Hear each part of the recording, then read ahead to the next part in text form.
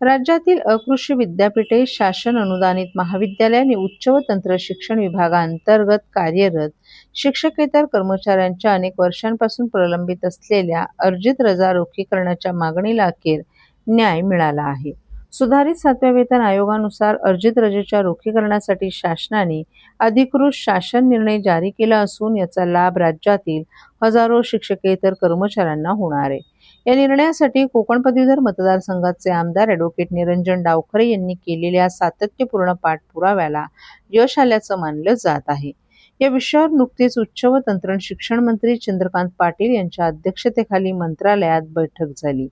या बैठकीत महाराष्ट्र राज्य महाविद्यालयीन शिक्षकेतर कर्मचारी महासंघ आणि अशासकीय महाविद्यालय शिक्षकेतर कर्मचारी महासंघ यांनी शिक्षकेतर कर्मचाऱ्यांच्या प्रलंबित मागण्या मांडल्या. त्यामध्ये 7व्या वेतन आयोगानुसार अर्जित रजेच्या रोखीकरणाची मागणी प्राधान्यानं करण्यात आली आहे. या बैठकीनंतर आमदार डावखरे यांनी संबंधित विभागाशी सातत्यानं समन्वय साधत हा विषय तातडीनं मार्गी लावण्यासाठी पाठपुरावा केला. महासंघाचे अध्यक्ष राजा बडे, सरचिटणीस सुजित पी सिंग तसंच उच्च शिक्षण संचालक डॉक्टर शैलेंद्र देवळाणकर यांनीही प्रशासकीय स्तरावर आवश्यक कार्यवाहीला गती दिल्यानं शासन निर्णय निर्गमित होण्याचा मार्ग मोकळा झालाय. या निर्णयाचा लाभ सार्वजनिक विद्यापीठे, शासन अनुदानित अभिमित विद्यापीठे, उच्च शिक्षण संचालनालय, तंत्र शिक्षण संचालनालय, कला संचालनालय यांच्या नियंत्रणाखालील अनुदानित महाविद्यालय तसंच सामाजिक न्याय विभागाकडून हस्तांतरित समाजकार्य महाविद्यालयांमधील दीर्घ सुट्टी अनुज्ञे नसलेल्या शिक्षकेतर कर्मचाऱ्यांना होणार आहे. या संबंधित संवर्गाची पात्रता विभागीय स्तरावर तपासून त्यानुसार कार्यवाही करण्याचे निर्देशही शासनानं दिले आहेत.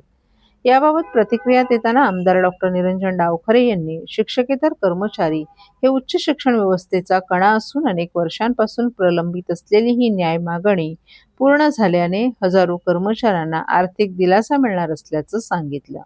दरम्यान शासन निर्णयाबद्दल महाराष्ट्र राज्य महाविद्यालयीन शिक्षकेतर कर्मचारी महासंघ आणि अशासकीय महाविद्यालय शिक्षकेतर कर्मचारी महासंघ यांनी मुख्यमंत्री देवेंद्र फडणवीस, उच्च व तंत्र शिक्षण मंत्री चंद्रकांत पाटील, वित्त राज्यमंत्री आशिष जयस्वाल, आमदार ॲडव्होकेट निरंजन डावखरे, उच्च शिक्षण संचालक डॉक्टर शैलेंद्र देवळाणकर आणि विभागातील वरिष्ठ अधिकाऱ्यांचे आभार मानलेत.